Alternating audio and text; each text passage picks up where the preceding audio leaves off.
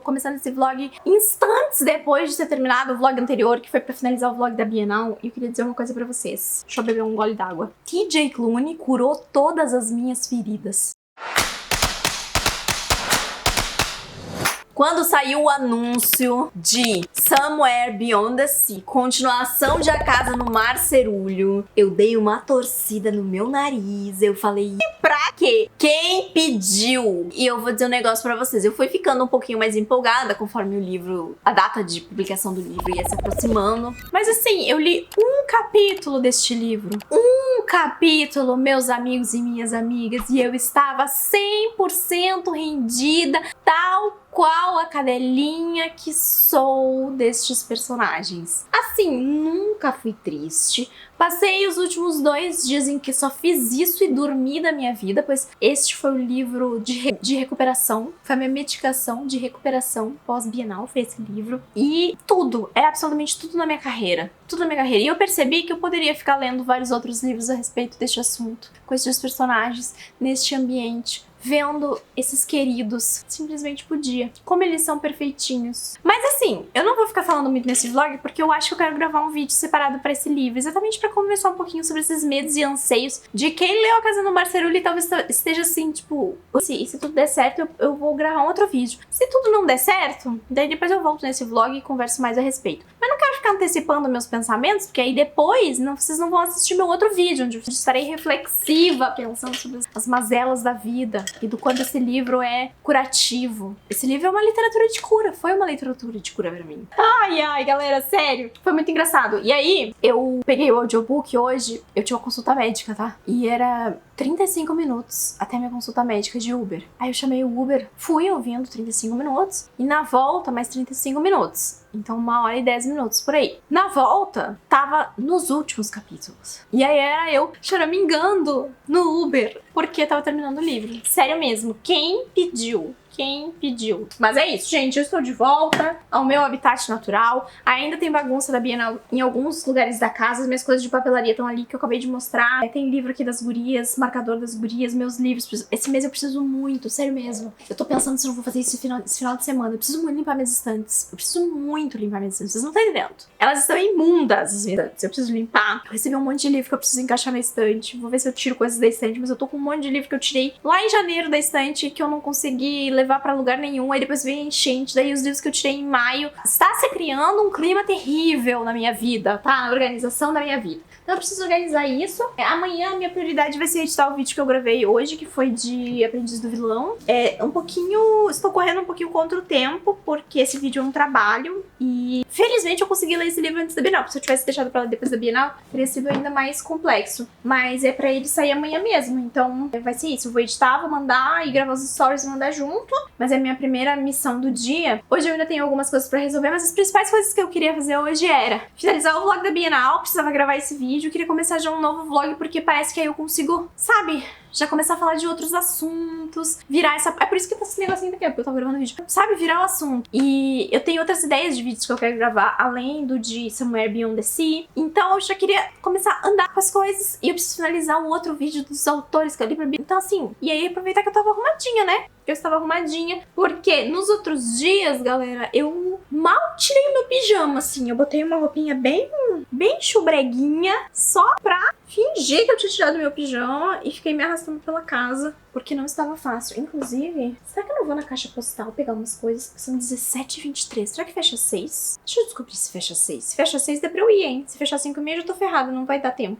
Deixa eu descobrir que horas fecha, porque faz tempo que eu não vou lá. Fui e voltei. 9 pacotes na minha caixa postal, mas eu vou abrir só este. Eu sei o que é. São velas diretamente da Candlelight. Foi um pacote da Candlelight na Bienal passado, né? Foi, né? E recentemente, no meu vídeo de todas as coisas que eu uso, que eu postei pra vocês, eu mostrei as velinhas e falei que eram as velas mais cheirosas que eu já tinha usado. Me mandaram uma mensagem oferecendo um cupom de desconto que já tá pedindo lá no Catarse. Eu gosto muito de comprar vela. Vou mostrar alguma coisa que eles me mandaram. Vou dar um cupom de desconto pra vocês. Eu vou aproveitar pra endereçar um outro assunto, que é o seguinte. Quando eu mostro coisas pra vocês no vlog, gente, quando eu recebo coisas de lojinha, assim, e não está sinalizado que é um publi, que não é um publi, tá? Eu recebi, achei legal, a pessoa me tratou bem, o perfil é legal e eu compartilho com vocês. Recentemente chegou à minha atenção que uma um perfil que eu recebi um brinde anos atrás, qual pessoas que me seguem, apoiadores do meu Catarse, compraram coisas, não eram itens baratos, os itens não foram entregues, mesmo de se passado anos, a ponto da pessoa sequer responder mais. Isso me estressa um pouco, tá? Porque eu acho que você vender um produto e você não dar satisfação, ou você não entregar esse produto, é mau caratismo.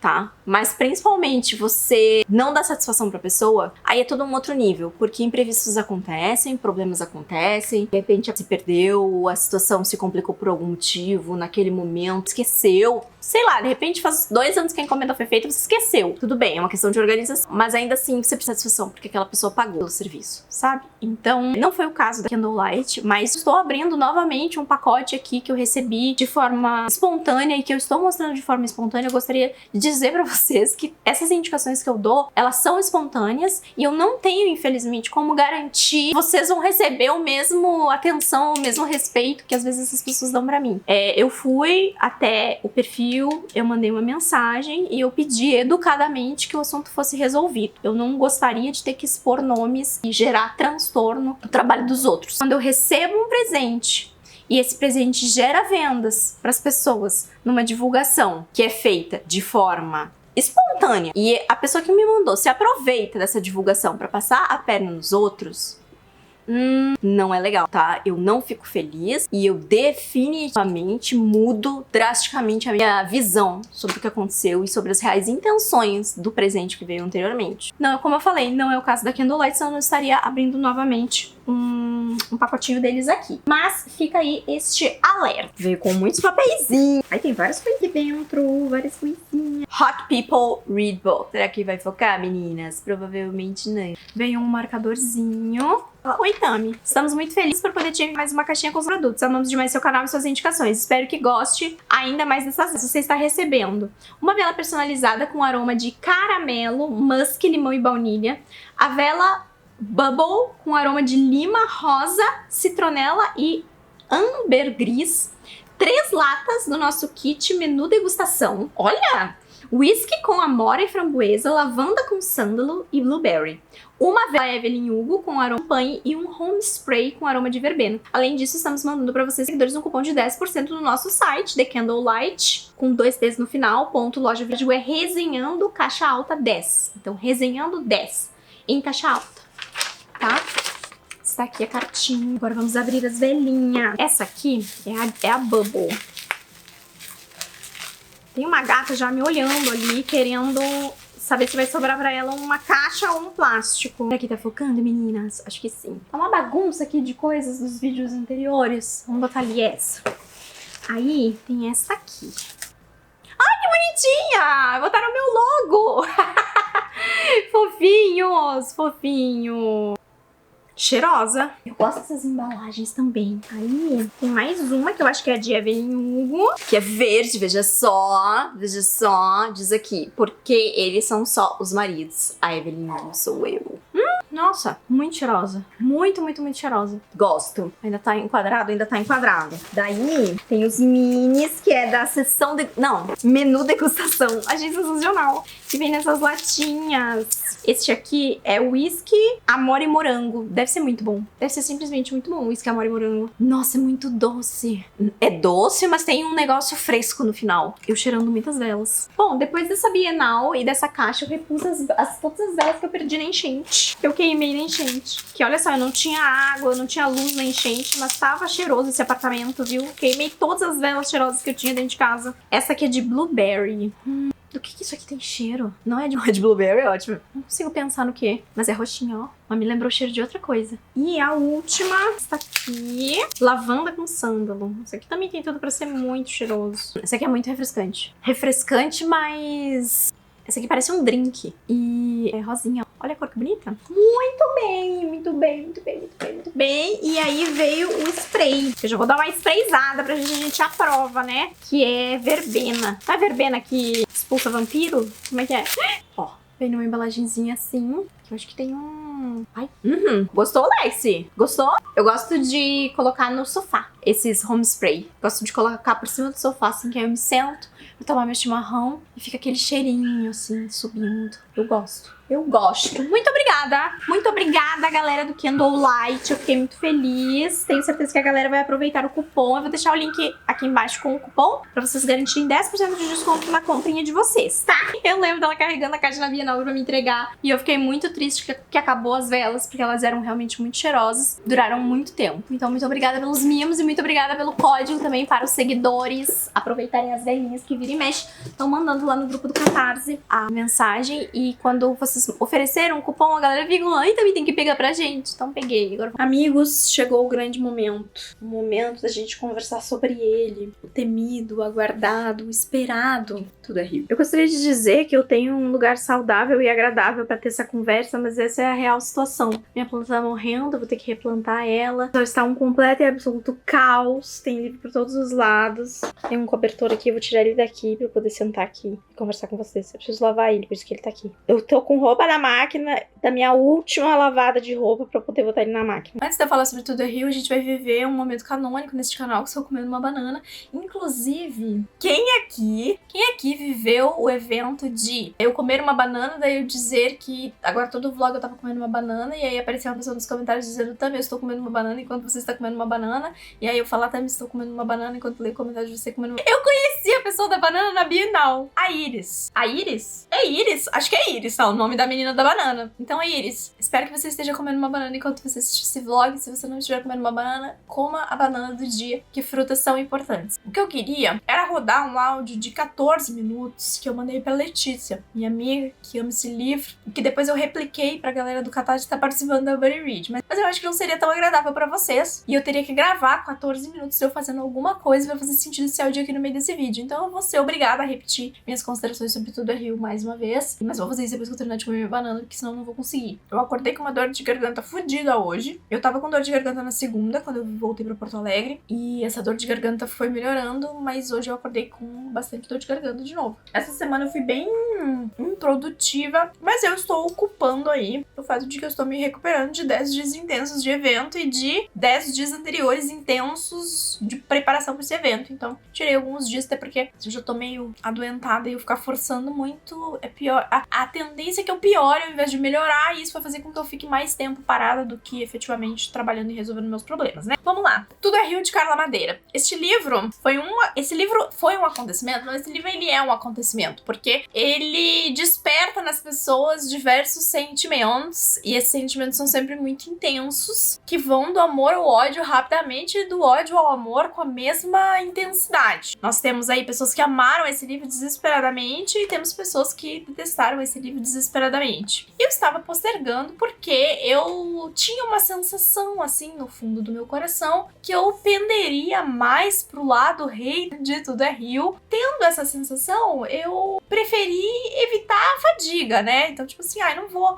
Por que eu vou pegar um livro que eu tenho essa sensação que eu não vou gostar, né? E ficar me estressando com isso e tal, então deixa quieto. Eu acho que eu já tinha lido Sabe-se esse livro em algum momento da minha vida, mas, assim, a única coisa que tinha na minha cabeça é que tinha um triângulo aqui de personagens e que uma dessas personagens era uma prostituta. Era isso que eu sabia sobre Tudo é Rio, até começar a lê-lo ontem. Eu comecei a ler esse livro, acho que era 1 e pouco da tarde, 4 e pouco eu já tinha terminado. É um livro extremamente curto, tem 200 páginas. E a Carla Madeira, ela é bem sucinta nas suas palavras, então ela não vai se aprofundar e não vai adentrar nada com o uso de palavras. Eu acho que existem nuances aqui que oportunizam esse aprofundamento, não sei se essa palavra é certa, oportunizam essa interpretação, talvez seja melhor o uso da palavra. E assim, galera, eu acho que esse livro é exatamente essa palavra que eu usei. Esse é um livro de nuances. E a forma como você, leitor, vai interpretar essas nuances, ela vem da sua visão de mundo, vem das coisas que você acredita, né? E de como você encara histórias que são feias. A história de Tudo é Rio não é uma história bonita.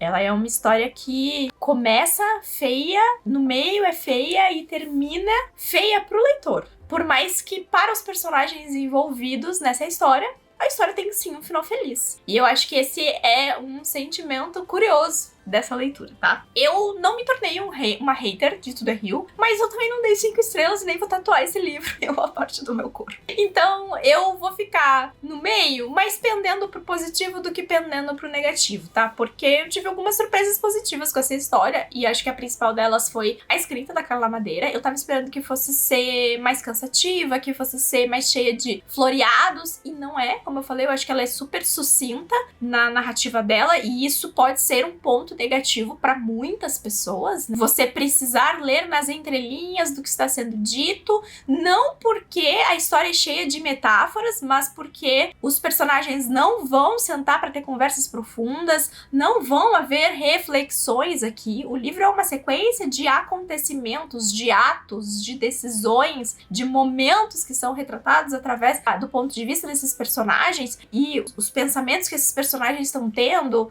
as conclusões que eles chegam, o que tá efetivamente dentro da cabeça dos personagens, com exceção talvez da Lucy, que é a prostituta, a puta, como ela mesma se chama, que é a mais clara e a mais explícita aqui nos seus desejos, devaneios e loucuras. Os outros personagens não vão contar pro leitor o que eles estão sentindo, não vai ter esse momento de epifania na história, onde rola uma grande reflexão, né? E eu sei que esse é um elemento que às vezes faz falta para alguns leitores, e isso a Carla Madeira não vai fazer aqui nesse livro. Não existe sentar e parar e ter um momento terapêutico nesse livro. Os personagens não passam por esses momentos. É sempre uma coisa atrás da outra, um dia depois do outro, uma obrigação depois da outra, e é através desse estilo de narrativa que a gente acompanha a história. O que é a história de Tudo é Rio? É a história de um casal, que é o Venâncio e a Dalva, que se conhecem desde muito jovens, eles se casaram. Porém, algo aconteceu aqui, um evento, que foi um evento de violência, que mudou a vida desses dois personagens e principalmente a relação dos dois, um com o outro e com si mesmos, né? E com as pessoas ao redor também. Porém, essa não é uma história sobre o relacionamento deles, especificamente, tá? É muito sobre consequências de escolhas e de situações aqui. E aí temos uma terceira personagem, que é a Lucy. A Lucy, ela perdeu a mãe, ela foi morar com a tia. Na tia, ela não era maltratada, por assim dizer, mas ela também não era bem tratada, então ela era sempre meio excluída. Obviamente que o tratamento que as primas dela e ela recebiam não era o mesmo. E a Lucy descobriu com a puberdade que ela gostava de sexo. Ela gostava de ser olhada pelos homens, ela gostava do ato de sexo, e ela resolveu fazer disso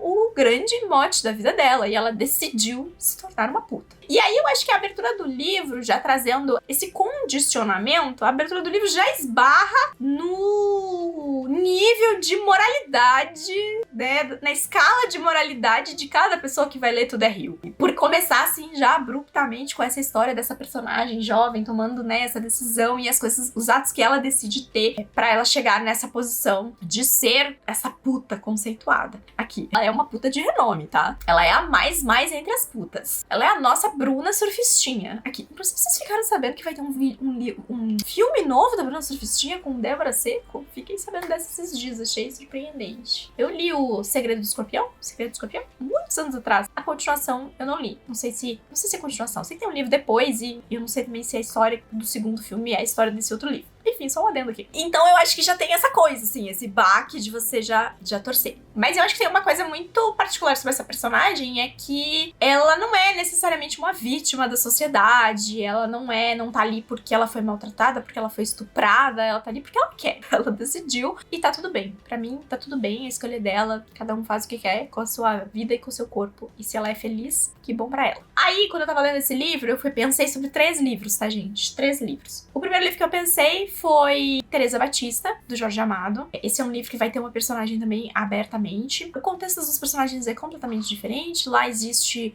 abuso, negligência, violência e todo um aspecto racial que é trabalhado, que não é uma questão em Tudo é Rio, da Carla Madeira. Essa coisa da presença da pessoa não enquanto escondida na sombra, sabe? Da presença da pessoa ali, abertamente. É isso que eu sou, essa é a minha profissão, e você, se tem um problema com isso, você lide com isso. Essa é a visão, mesmo que em contextos diferentes. Aí, enquanto eu observava a Dalva passar pelo arco dela ao longo do livro, até a gente chegar ao final, e esse é um livro que tem um final que gira as coisas e traz diferentes visões pra história, muda as percepções que a gente tem, ou pelo menos deveria mudar as percepções que a gente tem pra alguns aspectos aqui, e a personagem da Dalva talvez aqui sofra mais com essa mudança. Enquanto eu observava a Dalva caminhar por essa história num plot de muita consternação, de muita inércia, de muita inabilidade de reagir, pra mim foi impossível não correlacionar tanto o que aconteceu e que foi descrito aqui quanto a reação dessa personagem com a protagonista de Água Fresca pras Flores, que foi um livro que eu não gostei de ter lido e que eu me irritei muito com a personagem, mas eu acho as duas personagens também, novamente, são muito diferentes, mas esse é um sentimento que você vê na personagem ao longo do livro, pelo menos até um certo ponto ali do que está acontecendo. Então eu me lembrei também muito dessa melancolia, dessa situação de não fazer nada efetivamente para melhorar, para superar, para ir à frente, só estar existindo. O ato de existir e não necessariamente lidar com as coisas é uma coisa que a gente vê a Dalva passando nesse livro. E aí, por último, Amiga Genial, da Helena Ferrante, porque esse é um livro que também é engraçado. E eu realmente não estava esperando. Acho que de todas as coisas, essa foi a coisa que mais me pegou desprevenida de Tudo é Rio, é que é um livro engraçado. E especialmente quando a gente tá lendo a Lucy, é um livro engraçado, porque ela é muito maluquinha, assim. É porque o plot dela é que ela cria uma fixação pelo Venâncio. E o Venâncio não quer comer ela. Ele não quer ela. Ele até vai no puteiro, mas não ela. Ele quer qualquer outra mulher do puteiro. Ele quer ter um sexo ruim. Ele não quer deitar com a melhor. Porque o Venâncio está lidando aí com as coisas que ele está lidando também. Inclusive, eu acho que esse é um retrato, esse livro é um bom retrato de como homens lidam com as coisas, que é não lidando. Não lidando. E um dos meus momentos preferidos do livro é a hora que a Lucy faz algo contra a Dalva e ele fica possuído, ele fica brabíssimo com a Lucy. E é o único momento em que esse personagem reflete sobre algo que ele fez, efetivamente, assim. Inclusive, esse é um dos únicos momentos que qualquer um dos dois do casal reflete sobre algo que ele fez. Então é o maior vislumbre que temos sobre a mente desses personagens de forma explícita na história. Que é aquilo que eu falei. A Carla Madeira usa poucas palavras, mas não significa que eu não acho que essas coisas sejam expressadas na história de alguma forma. Ele fala assim, como eu posso estar brabo com essa situação, sendo que o covarde de toda essa história sou eu, porque a Lucy, ao cometer o ato que comete em relação à Dalva, pelo menos faz isso à luz do dia. E eu sou o covarde que faz isso na calada da noite. Eu que faço isso escondido. Eu que machuquei essa mulher de forma não pública, não posso estar indignado. Ou quão hipócrita eu estar indignado com algo que pelo menos foi um ato de coragem da Lucy aí, de certa forma, de fazer. Correto? Não é disso que estamos falando.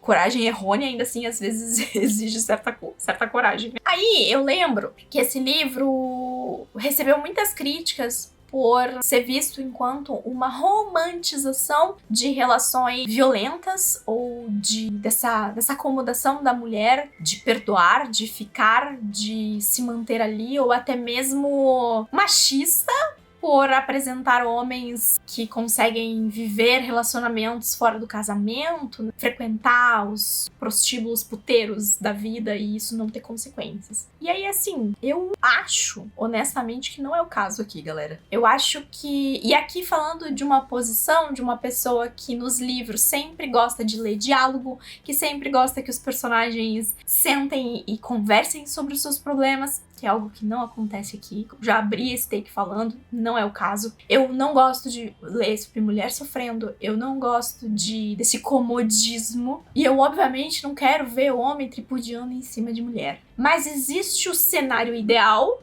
e existem histórias onde existe a abertura para isso acontecer e o desfecho da história ser melhor se tivesse o diálogo. Às vezes porque o resultado final é um resultado que seria alcançado com o diálogo, mas a gente pula a parte do diálogo e vai direto pro resultado final. E esse costuma ser a minha maior reclamação. Ou que o resultado final do livro acontece por causa do diálogo. E se o diálogo tivesse acontecido no começo do livro, a história teria tomado um caminho diferente, né? Então essas são as minhas reclamações com relação a isso. Esse livro, como eu falei, não é um livro sobre o melhor cenário possível, é sobre realidade. E foi assim que eu encarei esse livro. É óbvio que eu não desejo o final feliz desse livro pra ninguém que eu conheço. Eu não desejaria pra mim, eu não desejaria pras minhas amigas, eu não desejaria pra nenhuma mulher. Mas para essa personagem aqui, pra ela é um final feliz. Porque no contexto em que ela está, da vivência que ela tem, ela não vê outras opções. E infelizmente, galera, nós vivemos em um país, eu não sei qual é a estatística específica, tá? Mas eu sei que ainda a maioria das mulheres que sofrem violência doméstica não denunciam, não abandonam o marido, não pedem divórcio. Por quê? São reféns psicológicas, são reféns financeiras ou simplesmente não tem rede de apoio. E a gente ler sobre isso sem ter um final feliz pra gente, de novo, porque a personagem acha que teve um final feliz,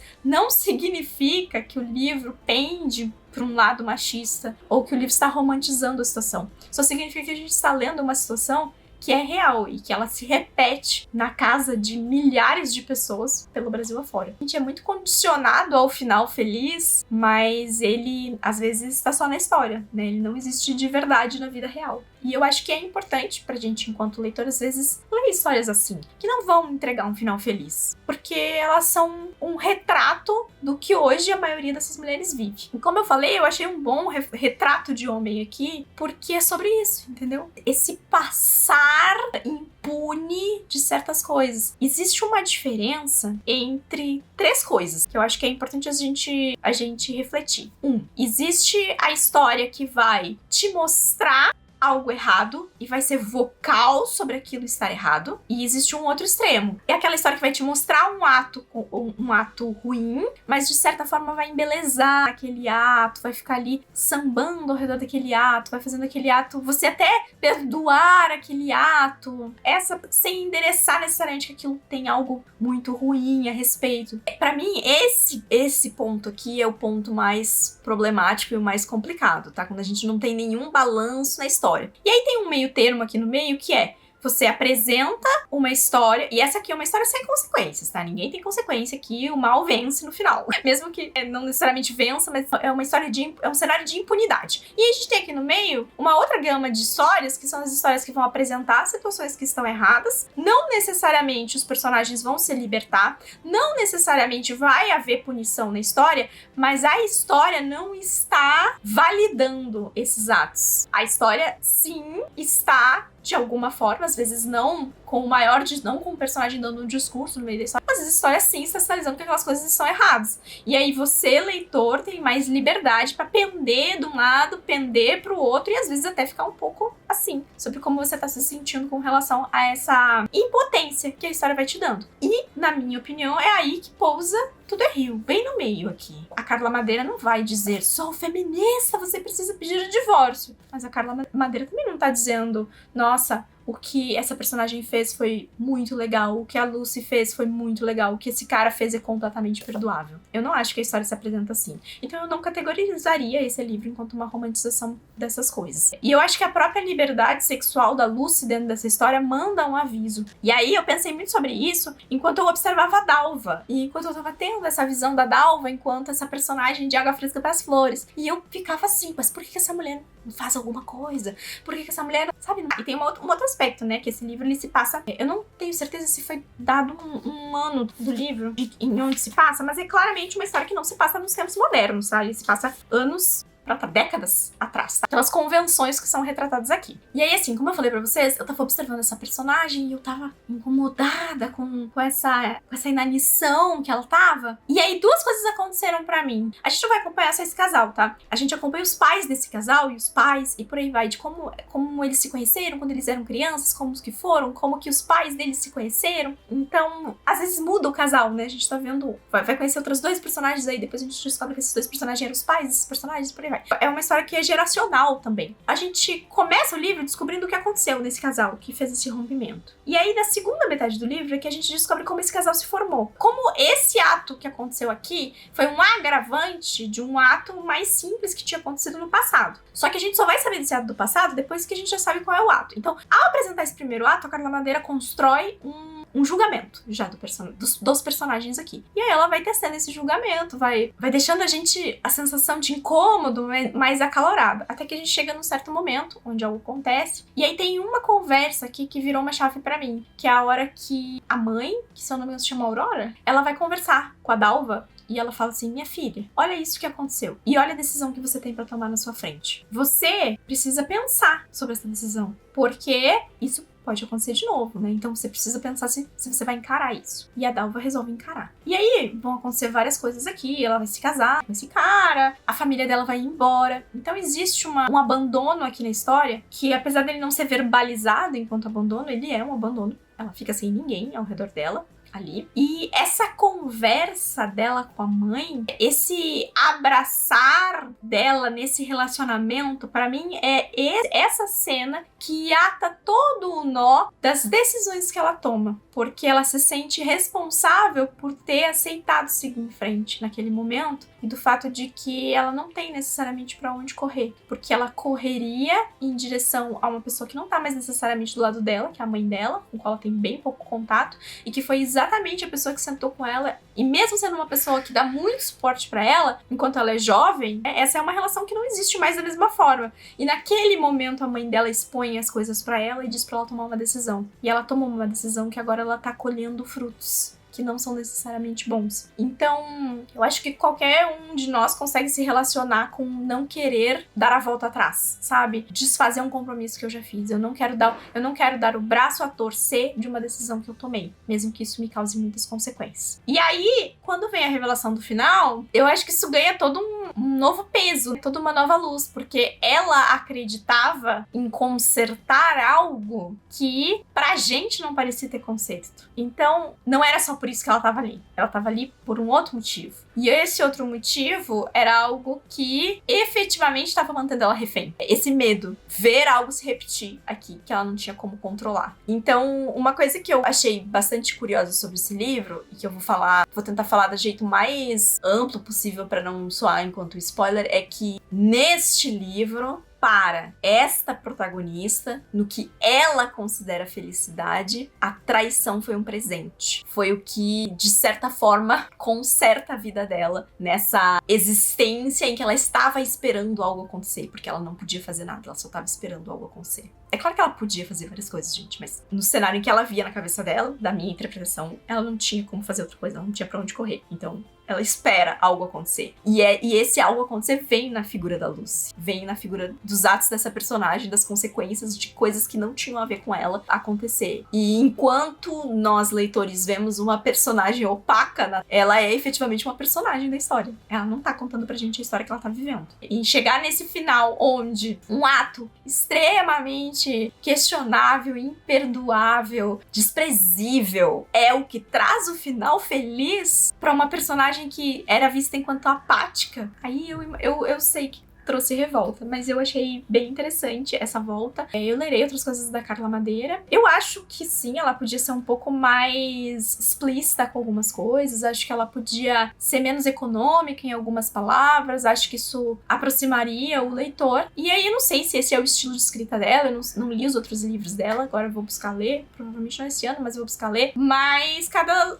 autor escolhe uma forma de contar essa história, né? E a Carla Madeira resolveu ser sucinta e deixar que a história sobrevivesse em cima das suas nuances. E aí, como cada um interpreta suas nuances, gera este auê acalorado de Tudo é Rio. Então eu tive uma experiência bem mais positiva do que eu achei que eu teria com Tudo é Rio. Pra mim foi um sólido 4. Tá, galera? Então é isso, esse foi meu veredito sobre Tudo é Rio. Lucas Barros repousará tranquilo essa noite. Eu fui perguntar pra ele um dia, deixa eu ver qual foi que ele me respondeu. Perguntei pra ele, Lucas, qual o melhor Carla Madeira na sua opinião de fã número 1? Aí ele falou que o favorito dele é Tudo é Rio, mas que o melhor, na opinião dele, é A Natureza da Mordida. O que são respostas diferentes. E sabe o que foi engraçado? Quando eu postei que eu tava lendo Tudo é Rio, eu já tinha terminado Tudo é Rio. Eu só queria ver como é que ia vir as reações de eu ler Tudo é Rio. E foram mistas, assim. Eu recebi reações diversas a respeito desse livro. O que a gente acha que é a vida perfeita não é a vida perfeita pros outros. Sobre o que a gente acha que é o certo não é o certo pros outros.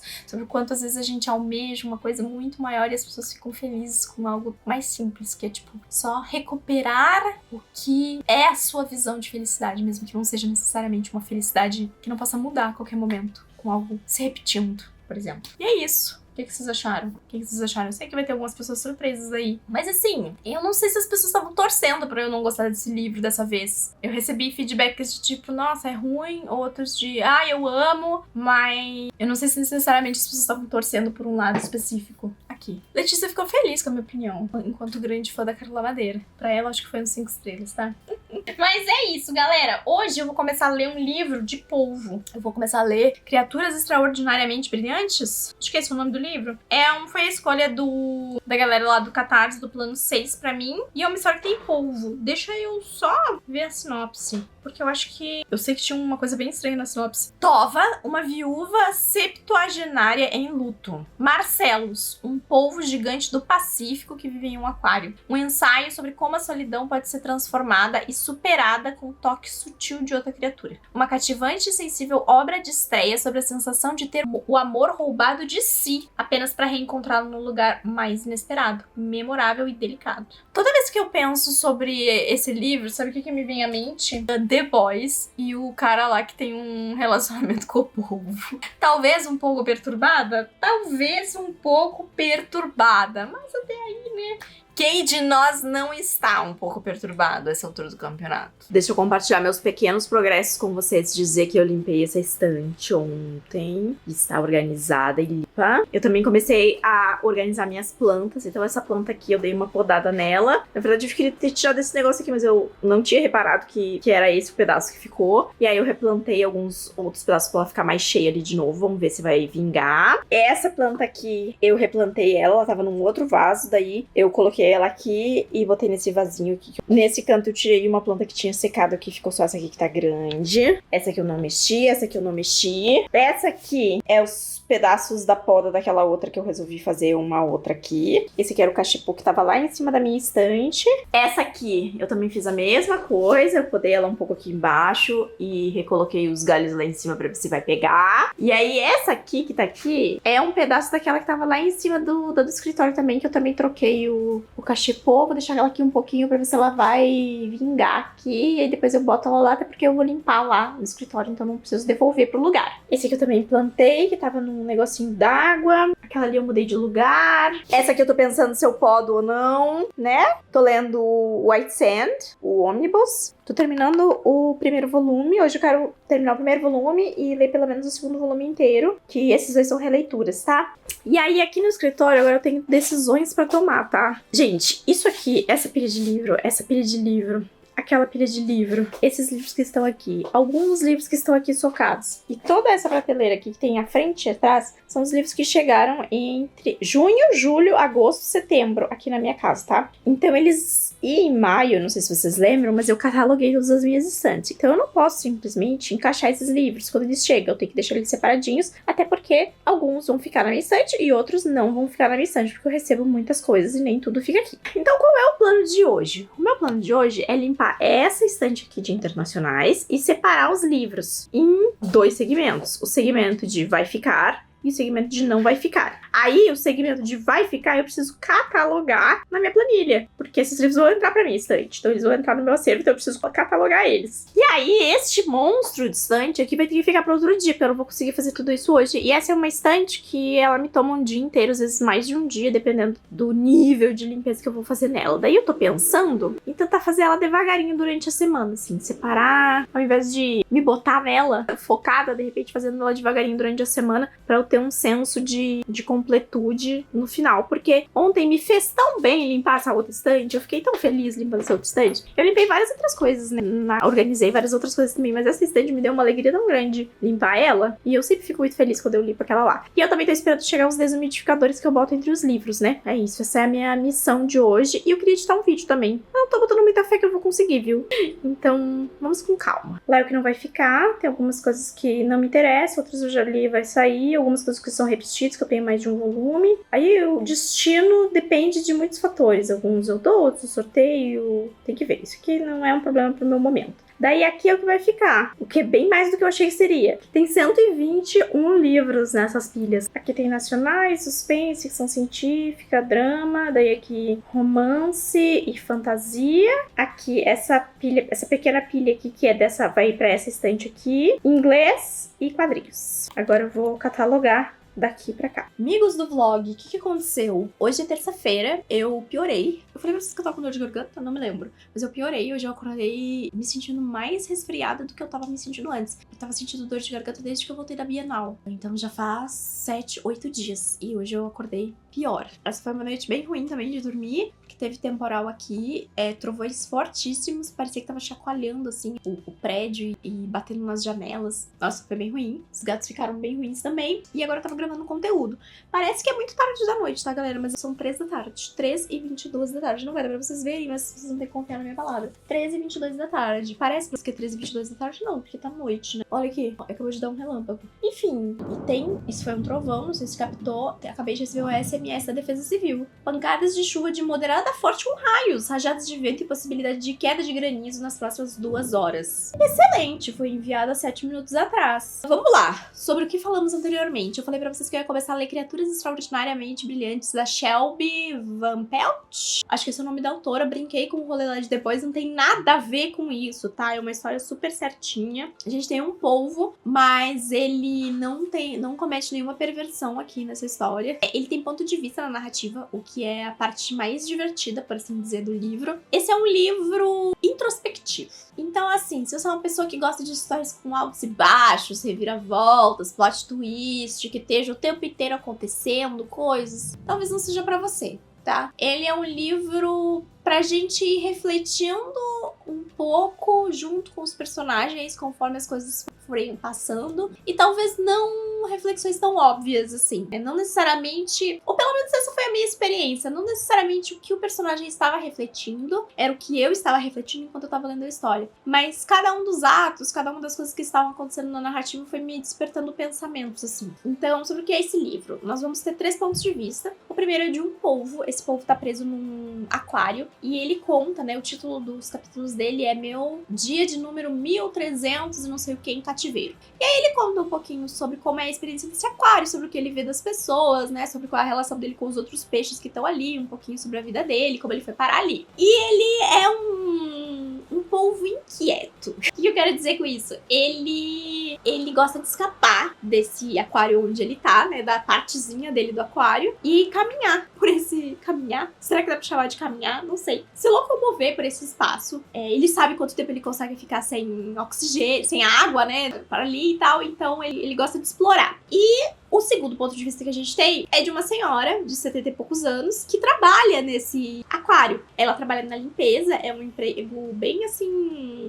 tranquilo. Devia estar trabalhando mais, mas ela gosta de trabalhar. E ela acaba fazendo amizade com o polvo. Os dois não conversam diretamente, não existe nenhum tipo de interação verbal entre eles, tá? Toda a verbalização que a gente recebe do polvo é através dos capítulos dele apenas. Mas ele emite alguns sinais, algumas expressões, alguns movimentos que ela entende enquanto ele entendendo ela, e aí ele acaba percebendo algumas coisas ali. Essa senhora tem um passado... Coisas tristes já aconteceram com ela, ela tem um clube de amigas ali, e ela tá pensando muito sobre o que vai ser o futuro dela daqui pra frente, né? Porque ela não tem filhos, o marido dela já não tá mais vivo, ela tá sozinha, e o que vai ser da vida dela? E isso meio que também é desencadeado um pouco pela morte do irmão dela, que faz ela pensar ainda mais, né, sobre o que vai vir aí no futuro, sobre como vão ser as coisas. Então, é uma personagem que vai conduzir essa linha de raciocínio sobre envelhecer ao longo do livro e sobre como as coisas mudam, né? Sobre como as nossas limitações mudam, sobre o quanto a gente... E também a visão das pessoas, né? Da pessoa mais velha, né? Do que a pessoa pode fazer, do que a pessoa não pode fazer, de qual é a forma certa de conduzir a vida, a forma errada de conduzir a vida. E é uma cidade pequena, né? Então todo mundo se conhece, tem um mercado onde ela sempre vai, aí tem o cara que atende o mercado. Então, é uma coisa que ela vai refletir ao longo do livro. Começou como um pode ter alguém batendo no terraço se tá chovendo. E aí, o terceiro ponto de vista é de um cara de 30 e poucos anos, morou com a tia durante muito tempo, ele tava morando com a namorada quicou ele do apartamento, ele não para em nenhum emprego, e ele não sabe quem é o pai dele. A mãe dele abandonou ele muitos anos atrás, quando ele era criança, com essa tia. Ele não sabe também onde tá a mãe dele, o que ela tá fazendo. Ela tinha um vício de drogas, então ele não faz a menor ideia do que tá acontecendo na vida dele e da vida dela. E a tia entrega pra ele uma caixa, e nessa caixa tem alguns pertences da mãe, e um desses pertences é uma foto, e nessa foto ela tá abraçada num cara, e ele pensa que esse cara de repente pode ser o pai dele. Como ele não tem mais nada a perder, ele não tem dinheiro, não tem perspectiva, não tem nada, ele resolve ir atrás desse cara. E esse cara tá na cidade onde tá o povo e a senhorinha. Então, o destino dessas 3 pessoas vai se intercalar aí na história. Mas, como eu falei pra vocês, é uma história bem introspectiva. Tem o ponto de vista do povo, é engraçado e ao mesmo tempo é triste, porque o título sempre vai lembrar o leitor que ele tá preso e que esse não é o natural pra ele. Ver uma personagem idosa refletir sobre o envelhecer e sobre a solidão do envelhecer e dela não saber direito o que fazer ou das decisões que ela toma pensando que talvez essa seja a única opção dela, eu acho que também faz a gente pensar sobre isso. Talvez tenha sido, inclusive, por causa de outros livros que eu li que trazem personagens, assim, mais velhos, e que vai falar sobre o etarismo, sobre as dificuldades, sobre as imposições da sociedade, né? Tem um que eu li ano passado que foi o Nós Nos Espalhamos, que é um livro bem fumaceira, mas que fala bastante sobre isso, né? E no ponto de vista do cara, é aquela coisa da impotência frente, às vezes, a si mesma, não conseguir manter algo fixo na sua vida, de estar sempre cometendo vacilo, e parte disso é um reflexo dessa pessoa se quer saber quem ela é de verdade, porque ele não conhece a mãe direito, ele não sabe quem é o pai, então isso pra ele é um grande problema, né? E enquanto ele tá em busca dessa figura paterna, ele vai começar a entender um pouco melhor quem ele é num espaço sem julgamentos, que eu acho que essa era uma das coisas, talvez, desse personagem que a gente vai percebendo, é que enquanto ele tava cercado de pessoas que conheciam quem ele era e na cabeça dele já tinham estabelecido essa visão de que ele era um vacilão, ele não conseguia se desprender disso, então ele precisou se soltar um pouco disso pra tentar prosperar, né, ou pra se enxergar de uma outra forma. Então, foi uma leitura bem legal, eu gostei bastante. Acho que não é um livro que vai funcionar pra todo mundo, mas eu achei legal. Eu gosto quando encaixa, inclusive, a hora que um dos personagens fala sobre criaturas extraordinariamente brilhantes, e acho que o polvo foi um bom toque na narrativa. Com certeza não teria tido o mesmo impacto se eu tivesse o polvo, e eu gosto da forma como ele se comunica sem se comunicar também, assim, que dá um tom cômico, assim, mas que é um mix de ele tentar se comunicar de um jeito que ele não sabe se estão entendendo ele, e dessa senhora que aceita essa comunicação também nesse pique de experiência e de aceitar, né, os sinais que estão ali na frente. Então foi uma leitura positiva, tá? Foi uma leitura positiva. Daí, galera, o que aconteceu? Eu limpei essa estante aqui, né? Eu falei pra vocês que eu tava arrumando minhas estantes, acabei limpando essa estante. A grande ainda não encostei nela e não... Vou fazer isso essa semana em algum momento, mas eu ainda não criei coragem pra fazer nenhuma prateleira. Ontem eu achei que eu ia fazer 1, 2 prateleiras, mas não fiz. Não sei se vai ser hoje que eu vou encarar, porque hoje eu tô me sentindo pior. E eu acho que sabe o que é pior de você não saber se você tá no começo ou no final da gripe? É que eu não sei se eu tenho, tipo, que tocar e correr pra fazer tudo hoje, porque amanhã eu vou estar pior que hoje, ou se amanhã eu vou estar melhor que hoje, porque eu tô, na verdade, num dia ruim, mas amanhã eu vou estar melhor. Isso já aconteceu tantas vezes nos últimos dias que eu não sei mais o que está acontecendo. Mas aí, galera, eu li esse querido aqui, ó, White Sand, de Brandon Sanderson. Hoje, inclusive, é o dia de lançamento do Most Boring Book Ever, que é o livro infantil dele com o Kazu. White Sand. Surgiram muitas perguntas sobre o White Sand quando eu postei que eu estava lendo. Deixa eu tentar fazer um compilado aqui de informações a respeito desse livro. De repente eu podia até fazer um vídeo separado depois, mas vamos lá. Esse é um quadrinho que existe dentro da Cosmere, faz parte do universo, lê na ordem que você quiser, é uma história independente, enfim. Se você repara e presta atenção em quem assina os textos de Arques Arcano no final dos livros, talvez vá cruzar um nome ou outro, aquela coisa toda. Se você já leu Arcanum Unbounded, você já cruzou com uma história de White Sand. Esse livro se passa em Taldain, ou Taldain, que é um outro planeta, então não tá no planeta de Mistborn, não tá no planeta de Stormlight, não tá... é um outro planeta onde só tem essa história. Outras histórias, né, compartilham alguns elementos, porque afinal de tudo é dentro desse mesmo grande universo dos Santos. Aí, uma coisa curiosa sobre essa história aqui, o Setsu pensou sobre o conceito dessa história antes de tudo, né, foi um dos primeiros conceitos que ele pensou enquanto universo. Esse livro foi publicado depois de Elantris, mas ele escreveu antes de Elantris, porque ele escreveu uns 4, 5, porque Elantris foi o sexto, sétimo, acho que foi o sexto livro, a sexta história dele. Ele saiu em quadrinho porque ele foi abordado na procura. Você tem alguma história que a gente possa lançar em formato de quadrinho? E ele falou, eu tenho White Sand. Essa história, então, ela foi concebida primeiramente assim, não necessariamente para ser um quadrinho, mas enquanto uma história, ou uma história de romance, né, em formato de romance. Aí ela foi publicada em formato de quadrinho, então os 3 volumes separados que tivemos aí. Depois saiu audiobook, que é um audiobook dramatizado de White Sand,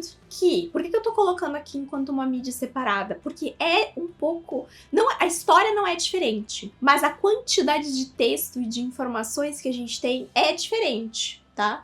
Tem muito mais conteúdo, por assim dizer, e muito mais cenas no audiolivro dramatizado do que tem no quadrinho especificamente, na primeira versão do quadrinho, tá? Aí saiu esse aqui. Esse aqui é o Omnibus, que é o compêndio com os 3 volumes. Só que além de ter os 3 volumes, tem mais de 50 páginas a mais aqui de história, porque eu acho que uma das principais reclamações, assim, eu acho, dessa história é que ela é pouco costurada, que é uma coisa que o produtor sabe fazer muito bem, né? Que é costurar as coisas, que é deixar as pistas, que é fazer a gente descobrindo as coisas, depois perceber, nossa, tava tudo conectado.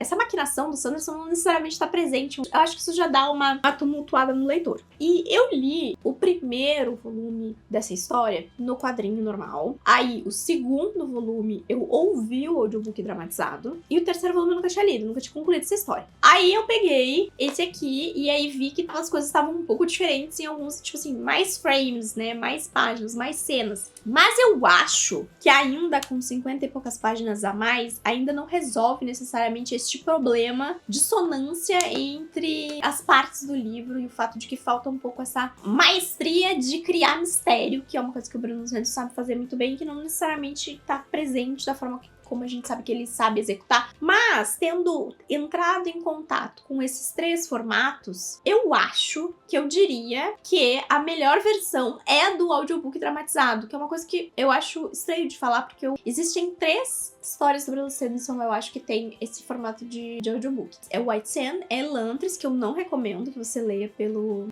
áudio dramatizado, porque acaba tendo um pouco, às vezes, de supressão de palavras, que não vai descrever a cena da forma, e eu acho que é um livro que funciona melhor no seu formato original. E Alcatraz, que é aquela série infanto-juvenil dele que tá desconectada com a Cosmere. Alcatraz eu achei legal, mas eu achei legal quando eu ouvi. Mas Elantris eu acho um pouco estranho, tá? Eu acho que vale enquanto releitura. Depois que você lê o livro, ouvir o áudio dramatizado talvez seja muito legal, mas enquanto primeira leitura, não sei se eu recomendaria. Mas White Sand, eu ainda acho, mesmo com essa versão aqui, que é a versão mais completa da experiência, porque também, né, tem vários momentos, assim, que não estão nem nessa versão aqui. Assim, são coisas que não acontecem aqui. Não, não é isso. É que o quadrinho, ele fica limitado a mostrar os frames, né, das cenas. E no audiolivro, eles conseguiram incluir cenas, fazer um descritivo melhor das cenas, dos momentos, pra, tipo assim, no quadrinho você pula de A pra C, e aí você entende o que aconteceu aqui, no B. No audiolivro ele menciona esse B. Então tem algumas coisas a mais, tem conversas que são mais extensas, tem um conteúdo maior. E aí eu acho que se a pessoa só leu White Sand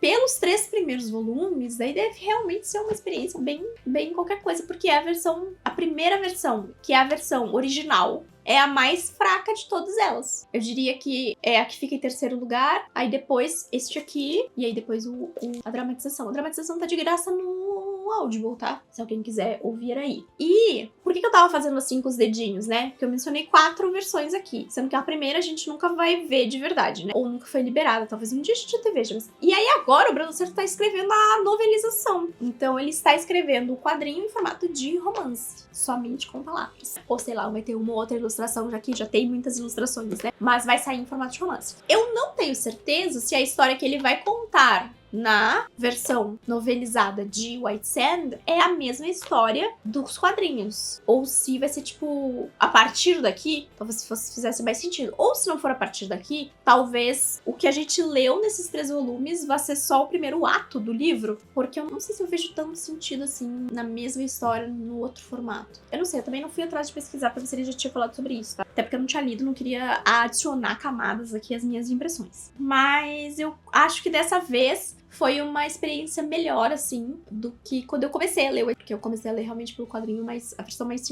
simples, né? Mas é isso. Acho que dentro da Cosmere é talvez uma das histórias que menos explora efetivamente esses elementos aqui. Apesar de a gente ver coisas refletidas em outras histórias depois. Se você estiver sabendo, né, o que procurar. E tem várias menções a coisas nesse livro que depois refletiram em outros livros que vieram depois, né? Então, você consegue perceber que existe uma derivação. Inclusive, quando a gente leu Trez, a Garota do Mar Esmeralda, nós conversamos um pouquinho sobre como certas coisas se pareciam, assim, com alguns aspectos. Mas não precisa ler nada antes, pode ler só direto se quiser e tal. Vendeu na Amazon por um tempo e eu vi que tava uma fortuna também. Porque me perguntaram de onde é que eu tinha saído. Eu ganhei de presente, tá? Num vlog aí, uns 4, 5, 6 vlogs atrás, eu faço o unboxing. Porque eu não tinha isso aqui em edições físicas, porque eu achava meio feinha aquelas edições. Então, que bom que saiu um novo. E aí, depois, quando saiu a versão escrita apenas com palavras, contada apenas com palavras, a gente lê e vê quais são as reais diferenças que existem e o que foi complementado aí.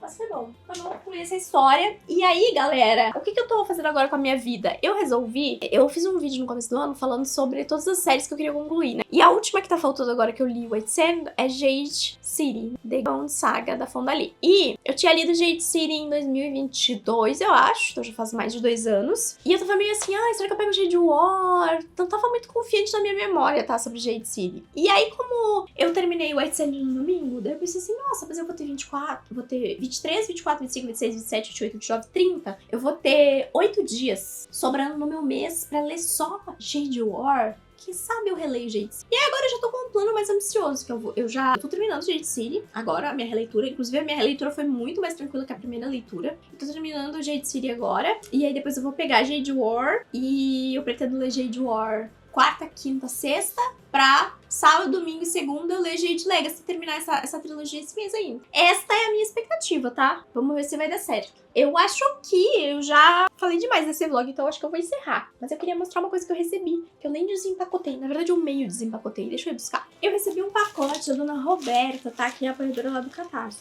tá? Lembrancinha esquecida da Bienal, seguindo agora. Acho que posso dizer oficialmente que tava só o pó no final da Bienal. Ainda que fui só no último dia. E aí ela mandou. E aí a Amazon, como sempre faz um trabalho excelente, mandou uma dentro do pacote e uma fora. É Milka. Dessa versão aqui, ó, que é a bolachinha, o doce de leite e o chocolate. É isso? Isso aqui funciona pra vocês, esses alertas aqui, porque eu vou dizer pra vocês que pra mim funciona, tá? Agora eu fico assim. Inclusive, eu descobri vários produtos curiosos que eu não achei que eram alto em teor de açúcar adicionado, ou que eram alto em gordura saturada, que eu descobri por causa desse adesivinho aqui. Agora eu já fico assim.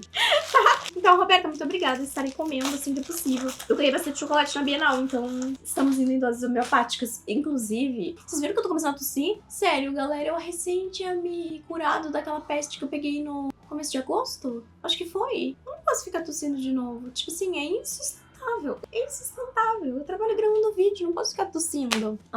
Eu ia comentar sobre alguma coisa que eu acabei me esquecendo. Sobre alguma coisa, algum presente de doce da Bienal. Mas me esqueci. Mas enfim, Roberta, muito obrigada pelos chocolates. Com certeza serão muitíssimo bem apreciados. E eu espero que eu não precise fazer uso deles pra curar minhas mazelas de estar adoentada, tá? Sabe o que eu tô assistindo antes de eu finalizar esse vídeo? Comecei a assistir Doces Magnólias, Sweet Magnolias. É assim o nome da série? Eu queria uma coisa meio no-brainer, assim, que eu não precisasse pensar muito. Daí dei play nessa na Netflix. Tô achando legalzinho, assim. Me lembrou um pouco Virgin River, na vibe, assim, de cidade pequena e tal, mas gostei do trio de amigas, aí tem vários dramas, tem várias relações, e divórcio, e filhos, e não sei o que lá. Eu nem sei quantos episódios eu já assisti, faz uns 3 dias que eu tô assistindo. Aí eu assisto 2 episódiozinhos antes de dormir e é isso. Eu acho muito curioso quando o galã dessas séries é uma figura que eu não acho necessariamente bonita. E tanto o Virgin River quanto essa série, o galã não é um cara que eu acharia bonito, sabe? Não é que a pessoa seja feia, mas não é também a pessoa que eu diria, nossa, esse cara... Tipo, eu não fico abanando, me abanando que nem eu vejo os personagens se abanando, no sentido figurativo, tá? E aí eu fico,